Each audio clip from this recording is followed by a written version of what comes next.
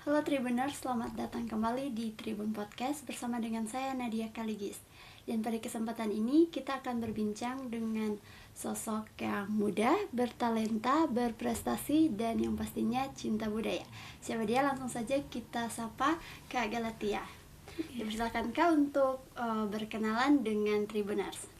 Oke, halo semuanya. Perkenalkan, nama saya Galatia Karamoy dan saat ini puji Tuhan, saya dipercayakan sebagai intelijensia Putri Kebudayaan Indonesia. Nah, itu dia.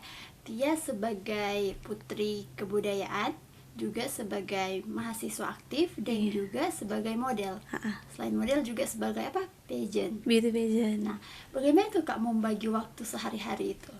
Tentunya kalau sebagai mahasiswa kan sudah mahasiswa semester akhir, jadi tidak terlalu banyak di kampus dan juga membagi waktu itu sebenarnya kurang dari diri kita sendiri. Kalau Galatia itu suka orang yang apa kata yang sekarang mager. Kalau Galatia emang orang yang mageran, tapi kalau mager pun tidak dapat apa-apa. Jadi Galatia suka orang yang aktif bergerak di mana-mana.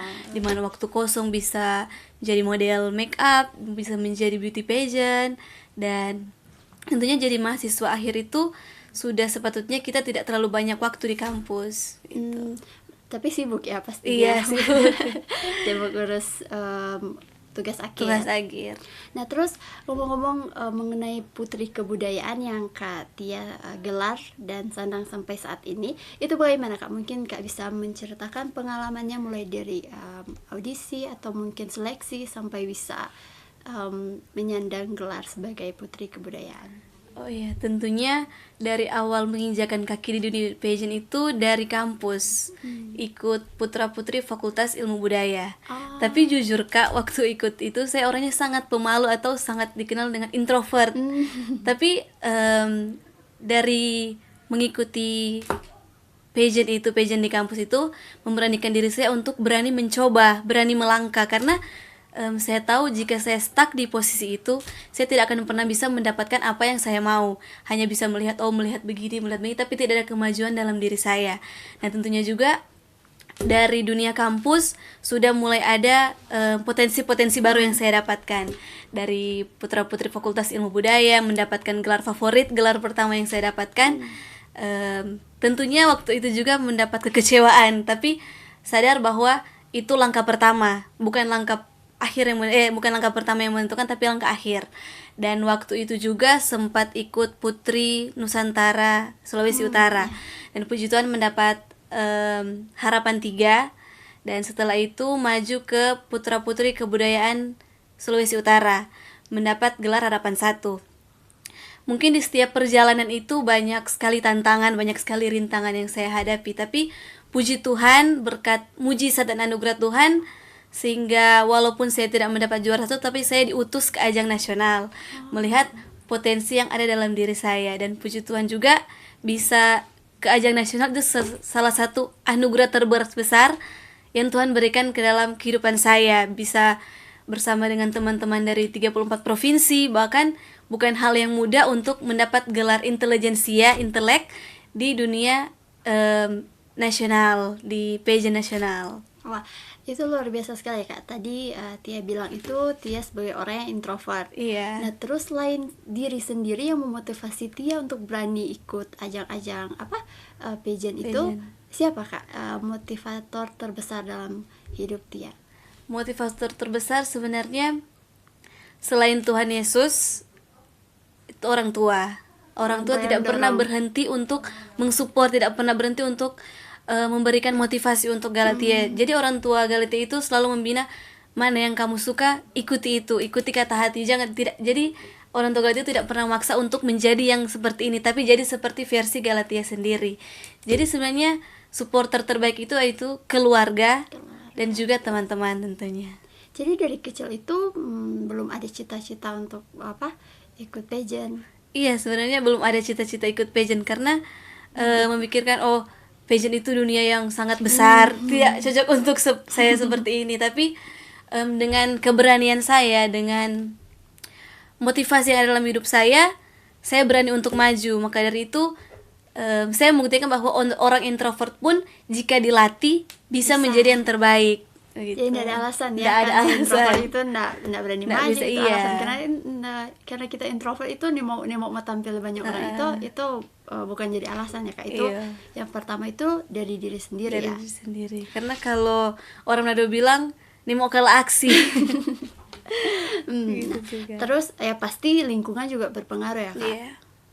Jadi kalau sekarang orang yang anak muda itu mesti pintar cari lingkungan, pergaulan. Kan pasti tidak mungkin orang itu dari lingkungan yang kurang baik, orang bisa maju. Iya, Ya benar. kan? Nah, terus ngomong-ngomong mengenai Putri Kebudayaan, mungkin Tribuners penasaran apa sih tugas dan tanggung jawab sebagai Putri Kebudayaan? Oke, tugas sebagai kebudayaan sih tentunya melestarikan budaya. Tapi selain ikut pageant budaya, tidak hanya juga mendapat gelar budaya tapi tidak melakukan kegiatan apa-apa. Nah, dari kebudayaan ini kita seharusnya melestarikan budaya dengan cara tidak harus sosialisasi kemana-mana, tapi karena kita tahu this era ini kita harus menerapkan media sosial sebagai potensi mengembangkan budaya. Karena saat ini jika kita cuma sekedar bicara, tidak ada tindakan, itu samanya seperti nol. Jadi media sosial sekarang digunakan sebagai sarana untuk Nah, jadi tadi Tia sudah sampaikan bahwa salah satu tugas dari Putri Kebudayaan adalah melestarikan kebudayaan. Kalau dari Tia sendiri sudah melakukan apa? Oke, kalau dari saya sendiri karena saya sangat menyukai bahasa daerah. Itu kan salah satu budaya juga, dan puji Tuhan juga saya lancar berbahasa daerah. Bahasa daerah karena apa, bahasa daerah Todano, Tolor. Nah, apa juga di kampung saya di Toliang Oki, orang-orang tua di sana maupun anak-anak bahkan sangat kental dengan budaya berbahasa daerah. Nah, saya juga sudah tergabung tentunya saya juga salah satu pembina dalam kelompok bercerita bahasa Tondano. Dan di situ kami membentuk suatu kelompok yang ada orang-orang, kami mempercayakan sebagai lansia-lansia yang pakar dengan bahasa daerah untuk mengajari kami sebagai anak muda, begitu. Jadi luar biasa sekali ya Putri Kebudayaan ini. Nah, terus mungkin ada suka dukanya berkarir sebagai Putri Kebudayaan, itu apa pengalaman suka dan dukanya? Iya, kalau pengalaman sukanya dukanya tentu banyak sekali ya Kak. Tapi salah satu juga tantangan mengikuti beauty pageant itu dimana sudah digelar nasional, tentunya juga ada omongan-omongan dari orang. Nah, omongan dari orang, dia tidak terlalu begini, kenapa bisa jadi begini. Tentunya juga ada hal yang dia mungkin pakai orang begini supaya bisa tembus ke ajang nasional. Tapi Galatia tidak memusingkan hal itu. Jadi kalau istilahnya bodo amat tentang hal itu, karena cibiran-cibiran dari orang membuat motivasi Galatia semakin naik. Jadi semakin orang bilang begini, Galatia saya akan buktiin kalau saya tidak begini, begitu. Jadi suka dukanya itu sih sebenarnya lebih banyak disukanya. Kalau dukanya itu banyak cibiran dari orang, tapi Galatia tidak mementingkan hal itu.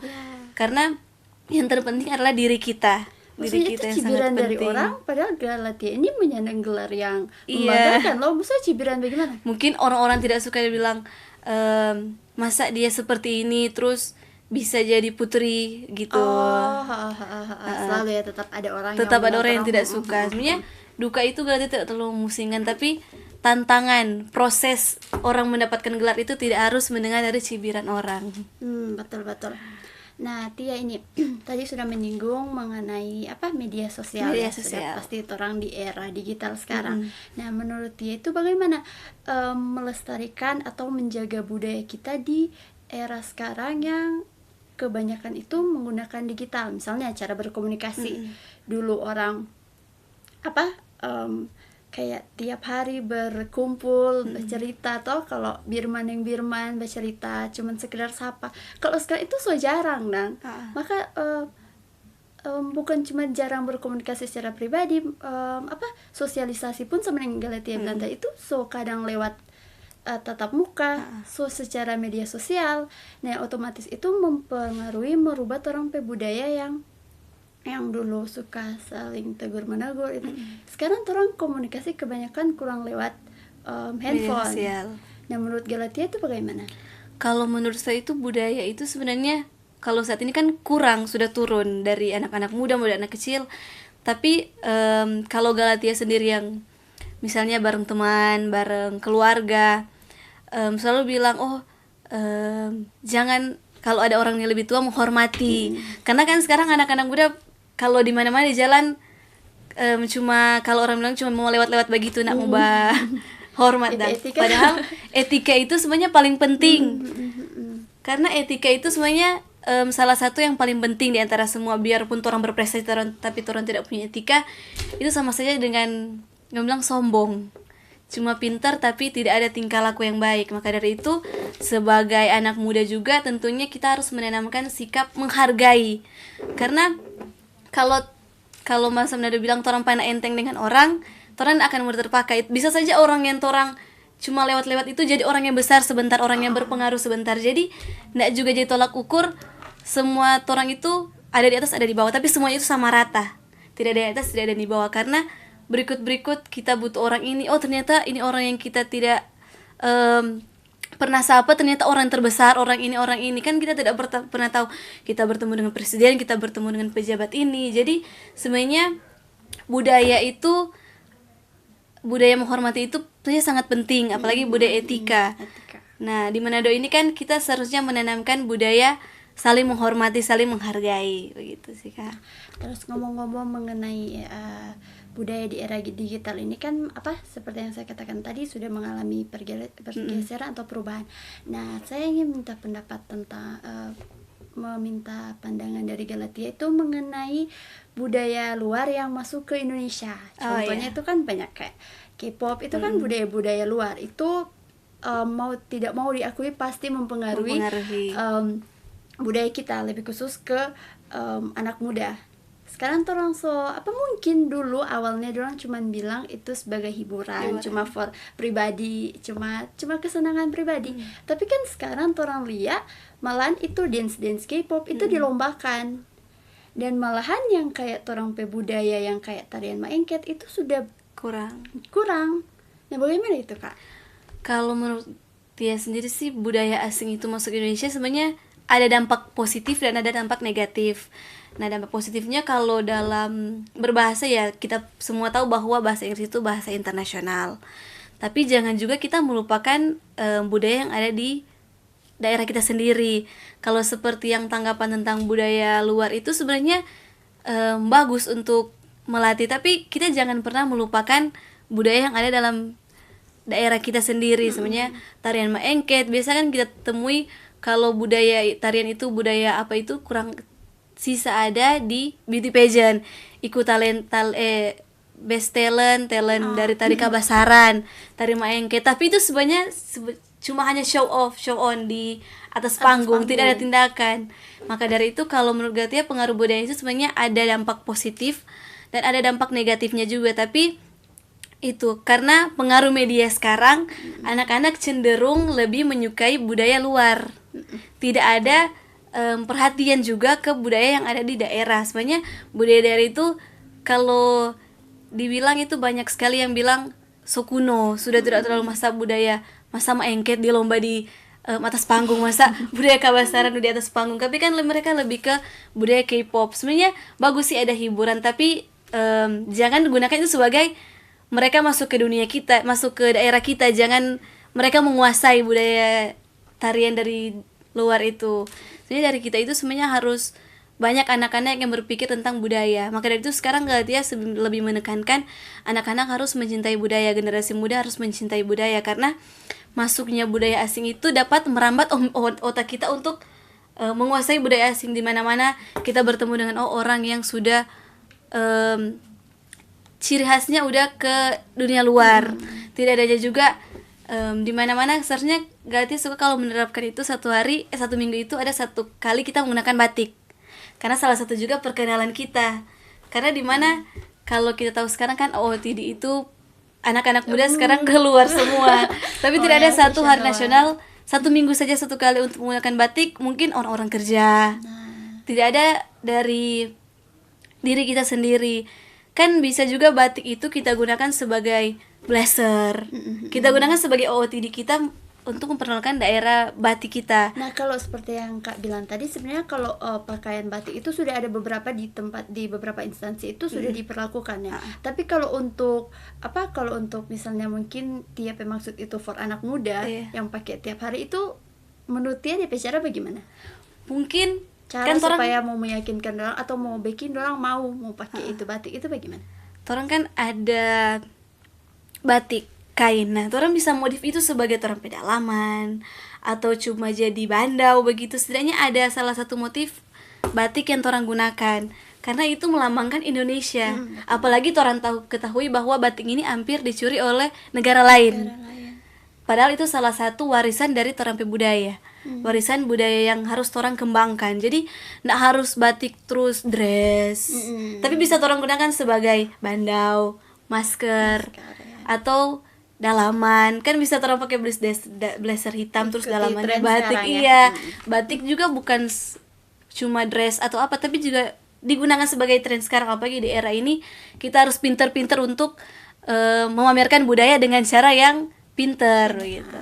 Nah, budaya itu merupakan identitas suatu daerah ya, iya. Kak. Nah, kalau di Sulawesi Utara sendiri, Kak, budaya apa yang Kak suka menurut Kak itu yang hampir punah, Kak itu mau melestarikan itu? Nah, itu budaya bahasa. Karena orang sini kan memiliki banyak bahasa, ada Tolor, Tontemboan, Tonsea, dan setiap Galatia temui teman-teman tahu bahasa daerah, enggak terlalu, enggak. Nah, maka dari itu Galatia suka bahwa teman-teman belajar berbahasa daerah karena Galatia rasa itu yang paling di bawah saat ini. Anak-anak kurang belajar tentang budaya bahasa daerah. Padahal sebenarnya orang tahu itu bahwa berbahasa Inggris itu penting, tapi jangan lupakan identitas dan warisan budaya kita begitu. Jadi Galatia sekarang lebih membentuk yang tergabung dalam kelompok yang di tempat Galatia itu kelompok bercerita bahasa daerah. Nah, Galatia ingin mengembangkan juga potensi bahasa daerah yang ada di kampung-kampung. Karena sekarang banyak orang kampung yang sudah pakar bahasa daerah tapi orang kota kurang. Begitu, maka dari itu karena Galatia juga tinggal di bagian Manado sini perkotaan, bisa mengajak teman-teman untuk belajar bahasa daerah kok, pangape tempat begitu. Sebenarnya kan orang juga ada salah satu itu yang dalam dari orang tahu betul bahasa daerah, masa ngana orang mana ini tahu bahasa tahu bahasa budaya. Nanti kan orang-orang juga kalau orang-orang luar orang nggak tahu kan, orang-orang luar datang ke tempat orang terus tanya terus budaya apa yang ngana tahu begitu.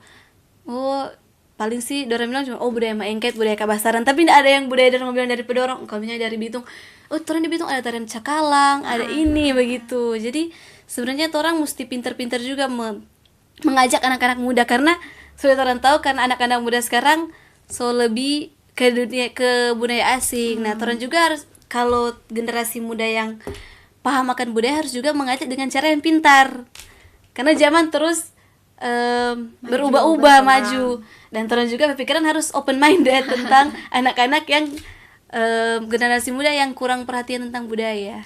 Nah, ngomong-ngomong mengenai budaya di Sulawesi Utara, selain bahasa daerah itu ada Kabasaran ya, tarian Kabasaran. Nah, Kabasaran itu identik selain tariannya, mungkin namanya itu tarian Kabasaran, tapi lebih identik dengan kostumnya. Nah, sekarang itu di Manado Jo, di Torompe Kota Manado ini banyak anak-anak muda yang justru itu cosplay luar, cosplay negara luar, toh. Nah, itu bagaimana itu menurut Galatia itu penting nggak atau berpengaruh nggak, atau ada potensi menghilangkan ini Kabasaran nggak?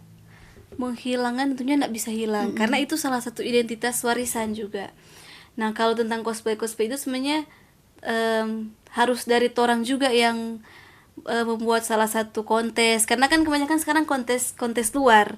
Nah, tentunya kalau ada kontes seperti itu mungkin tinggal 10% orang yang suka melaksanakan kontes tentang budaya sini.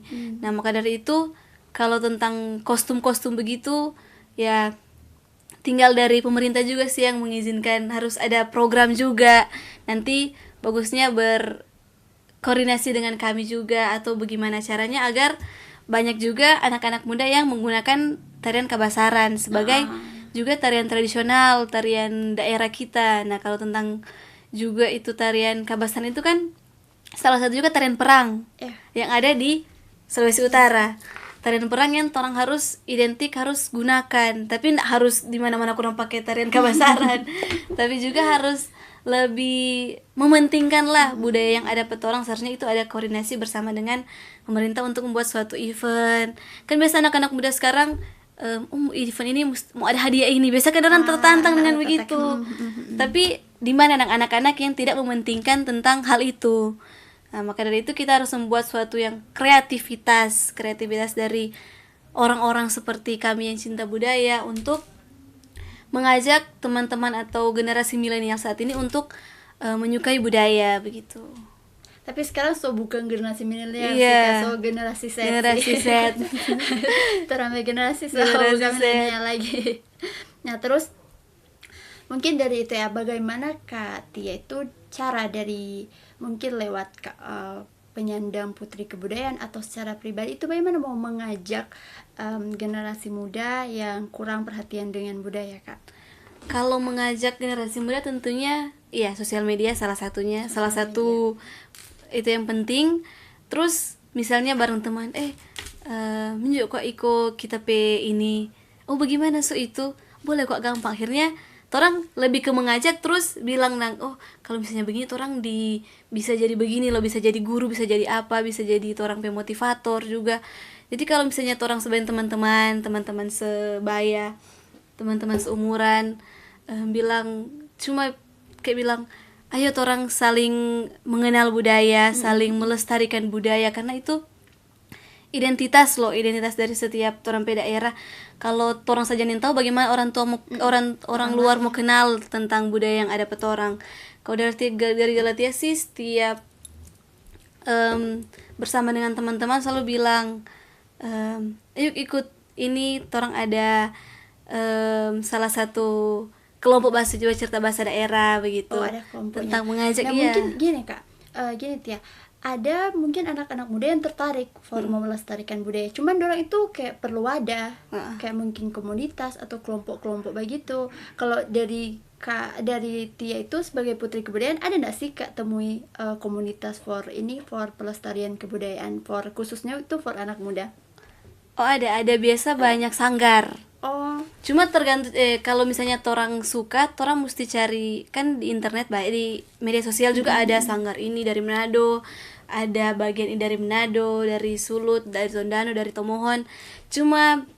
Orang cuma bilang sebenarnya ke teman-teman untuk ayo cek kok DP di IG, jangan terus kan orang kalau di sini sering mempromosikan. Jadi semakin orang naik, orang juga harus mempromosikan, jangan cuma orang pe nama so ada di sini, orang followers banyak. Nah, gunakan sebagai orang pe followers banyak untuk memotivasi banyak orang.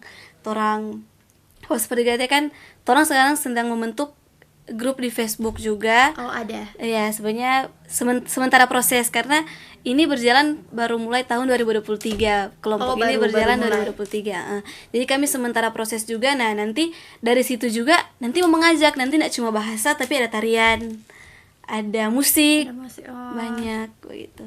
Musik kolintang. Iya, kolintang yang ada di Sulawesi Utara lah gitu. Jadi DP cara show up itu lewat apa? Media sosial yang paling penting. Kalau for ini lah sosialisasi secara langsung. Sosialisasi mungkin turun ke sekolah-sekolah dulu. Sekolah-sekolah nanti dari teman-teman sekolah-sekolah kan mereka paling story. Nah, teman-teman bisa lihat, langsung bisa follow, langsung bisa itu. Nanti kan di story itu, nah story juga salah satu penting dan karena orang-orang lihat di sini tempat seperti mengenal budaya, nah orang bisa langsung follow. Jadi kreativitas di story itu juga penting. Kata-kata penting. Nah, selama menjabat sebagai putri kebudayaan, itu tantangan terbesar Kak Tia itu apa? Tantangan terbesar sebagai putri kebudayaan mungkin menjalankan tugas, DP tanggung jawab yang susah mau emban atau bagaimana? Kalau menjalankan tugas sih enggak terlalu bagaimana, cuma tantangannya juga kalau tiba-tiba ditelepon, Kak bisa jadi pemateri gitu kan. Tantangannya juga sebenarnya cuma enggak susah sih Kak. Kalau gampang sebagai beauty pageant itu sebenarnya enggak susah, cuma mengatur waktu saja. Tiba-tiba di call terus dapat harus pemateri di sini. Oh iya, padahal tidak ada persiapan apa-apa begitu. Jadi sebenarnya tantangannya itu jadi beauty pageant itu tidak susah sih Kak sebenarnya. Susah, penting niat, penting niat dan kemauan. Ngomong-ngomong mengenai beauty pageant itu, mungkin banyak orang yang belum tahu itu beauty pageant itu seperti apa, mungkin dia bisa jelaskan. Kalau beauty pageant itu ada juga kalau yang Galatia tergabung itu di Putri Kebudayaan Indonesia dan Putri Kebudayaan Sulawesi Utara. Nah, untuk teman-teman yang mau belajar tentang budaya, mau di beauty pageant, bisa tergabung dalam satu pageant. Dan tentunya di Sulawesi Utara ini banyak pageant yang bisa menarik anak-anak muda untuk berani turun ke dunia pageant. Dan jangan pernah menganggap bahwa diri Anda itu di bawah. Tapi anggaplah bahwa kita bisa. Jangan insecure. Tentunya itu juga hal anak-anak muda sekarang insecure. Tapi kalau orang insecure terus nggak akan pernah maju, nggak akan pernah bisa jadi yang orang mau. Karena kalau orang cuma tertutup, nggak akan ada suatu niat dari orang sendiri. Sebenarnya niat itu juga penting dari orang untuk mengikuti suatu pageant. Kalau orang mau, nggak usah mau pikir oh kita begini kok jelek, kita begini. Kalau nggak ada, kalau orang bisa ubah orang pe pola pikir, open minded pola pikir itu penting untuk orang selalu berpikir di mana orang bisa, bukan orang nggak bisa, tapi orang semuanya bisa, nggak ada yang nggak bisa begitu. Nah, ngomong-ngomong mengenai beauty pageant itu Kak, syarat-syaratnya itu apa? Karena begini, orang dengar saja beauty pageant itu ada di kata beauty, sama yang Kak bilang, pasti orang yang suka mungkin mau gabung so sadar diri, insecure, kita begini begitu. Sebenarnya di syarat-syarat itu apa Kak? Syarat-syaratnya tentunya orang juga harus, kalau misalnya masuk di beauty pageant itu nggak jauh dari budaya pariwisata. Bagusnya orang menguasai juga dua topik tersebut, dua kebudayaan dan pariwisata itu. Sebenarnya kalau soal bilang good looking, sebenarnya semua orang itu wajah itu dari daerah sendiri. Jadi harus terpatok di beauty juga. Sebenarnya misalnya oh dia dari ini kulit begini, tapi sebenarnya itu budaya dari dia, misalnya dia turunan dari ini. Nggak harus mematok pada beauty juga sebenarnya, karena orang wajah itu juga memancarkan orang daerah. Nah, jadi itu ya sebenarnya itu bukan berstandar pada dia cantik harus kulit putih. Jadi itu mungkin banyak orang yang belum tahu DP syarat. Mungkin kena istilah kena mental dulu pas dengar mau ikut beauty pageant. Mungkin so takut dulu, pas so minder pas dengar itu. Jadi ternyata di beauty pageant itu ndak harus kulit putih ya Kak.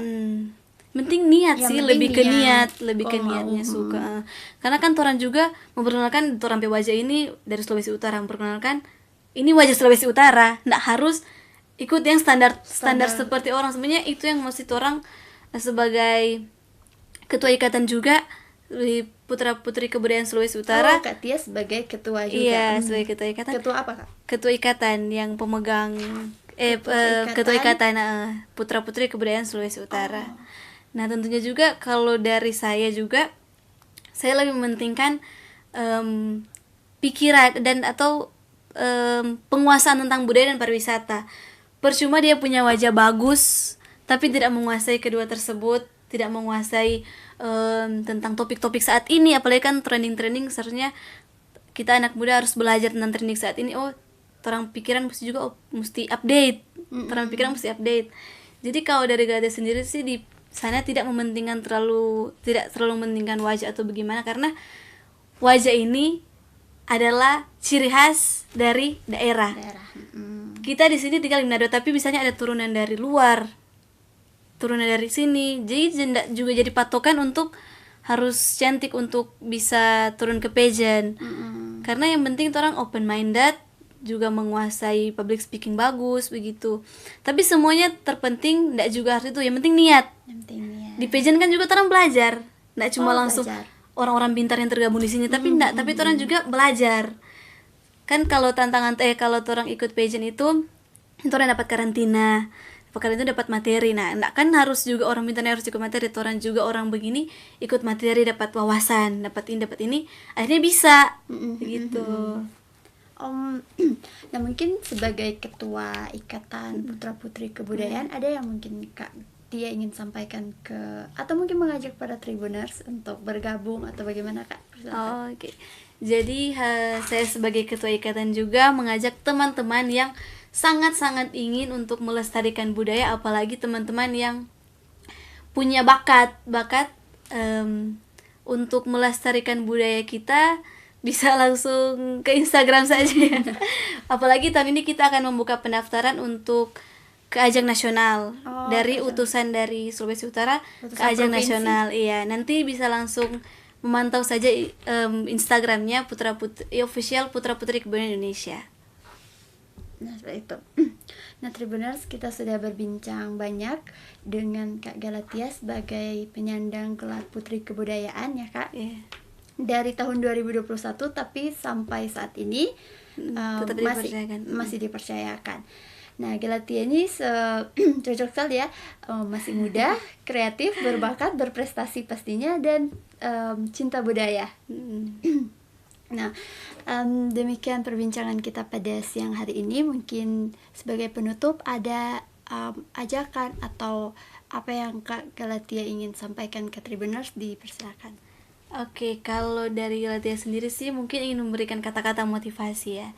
Dan kata-kata motivasi yang selalu ada dalam diri Galatia itu, if you can't do a big things, do a small things in the great way. Jadi jika kita tidak bisa melakukan hal-hal yang besar, lakukanlah hal-hal yang kecil dengan cara yang hebat. Nah, mungkin itu kata-kata itu boleh Kak utarakan dengan bahasa daerah, Kak. Kata-kata bahasa daerah. Oh, bahasa daerah dari Tondano. Yang Kak itu bilang. Oke, sa kitari toro sumiwo hal-hal besar, sumiwo lah hal-hal kecil dengan cara yang hebat. Oke, thank you Kak Galatia.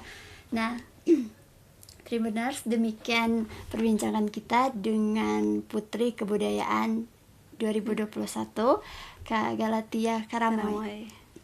Dan saya Nadia Kaligis pamit undur diri dan sampai jumpa di kesempatan berikutnya.